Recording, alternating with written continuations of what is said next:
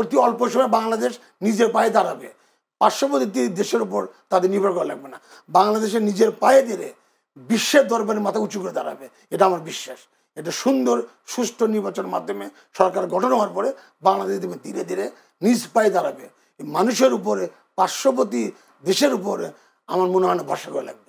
আমরা দেখি যে বিগত দিনে বিশেষ করে নিষিদ্ধ আওয়ামী লীগের সময় তারা 15 বছর বা 17 বছর ক্ষমতায় ছিল, তাদের নেতাকর্মী থেকে শুরু করে সবাই দীর্ঘদিন ক্ষমতায় থাকার পরে তাদের সবাই সবার জায়গা থেকে হচ্ছে দুর্নাম করেছে, এবং হচ্ছে যে বিশেষ করে হচ্ছে যে রাজনৈতিক বিভিন্ন ধরনের চক্রান্ত, তারপর হচ্ছে দুর্নীতি, তারপর স্বজনপ্রীতি, এবং হচ্ছে প্রত্যেকটি সেক্টরই এইরকম আশঙ্কা জনগণের মধ্যে এখনো অনেকে ফিল করছে যে বিএনপি আসলে কি এরকম কিছু হবে কিনা, বা এরকম আশঙ্কা করছে।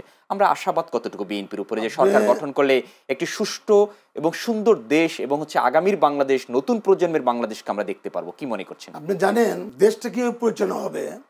2024 সালে 5ই আগস্টেরও এক বছর আগে আমাদের প্রিয় নেতা বিএনপির ভারপ্রাপ্ত চেয়ারম্যান জনাব তারেক রহমান 31 দফা, আমরা শঙ্কামুক্ত থাকতে পারি কিনা, দফা একটা লিফলেট তৈরি করে বাংলাদেশের জনগণের ধারে ধারে বিএনপির নেতাকর্মীরা প্রতিদিন কোনো না কোনো জেলায়, কোনো না কোনো গ্রামে, কোনো না কোনো ইউনিয়নে পৌঁছে দিচ্ছেন। ওটা ঠিকভাবে যদি বাস্তবায়ন হয় তাহলে যে কথাগুলো বলছেন এ ধরনের ভবিষ্যতে করার মতো সুযোগ থাকবে না।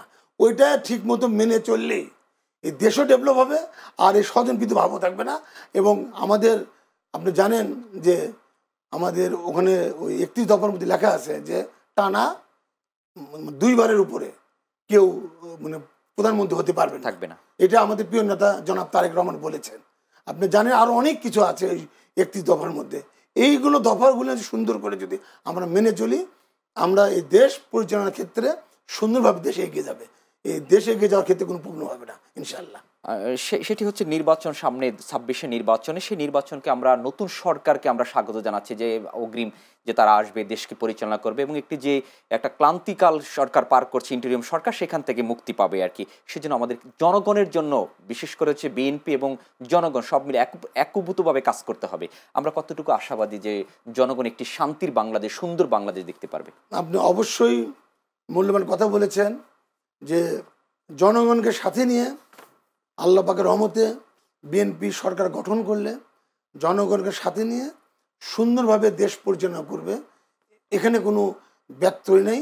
এবং এই দেশকে আপনি যে কথা বারবার প্রশ্ন করতেছেন যে বিএনপি ক্ষমতায় আসলে কিভাবে দেশ পরিচালনা করবে, কিভাবে দেশকে উন্নয়ন করবে, এটা আমি মনে করি যে আল্লাহ পাকের রহমতে বিএনপি ক্ষমতায় যদি আসে তাহলে দেশের জনগণকে সাথে নিয়ে সুন্দরভাবে দেশ পরিচালনা করবে এবং অতি অল্প সময়ে দেশকে উন্নত বিশ্বের দরবারে দাঁড় করাবে, এটা আমার বিশ্বাস। আর বিশেষ করে আপনি দেখেছেন আমাদের প্রিয় নেতা জনাব তারেক রহমানের অক্লান্ত পরিশ্রমের 17 বছরের ফসল আজকে আপনি দেখছেন যে সমগ্র বাংলাদেশের বিএনপি নেতাকর্মী উজ্জীবিত, সাধারণ জনগণ উজ্জীবিত, একটা সুন্দর সুষ্ঠু নিরপেক্ষ ভোট বর্তমান যে যিনি সরকার আছেন, সরকারের প্রধান আছেন, উনি ঘোষণা দিয়েছেন।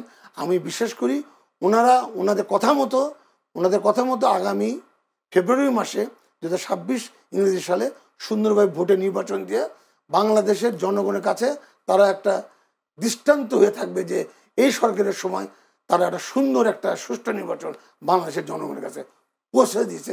এই প্রত্যাশা আমি রাখি।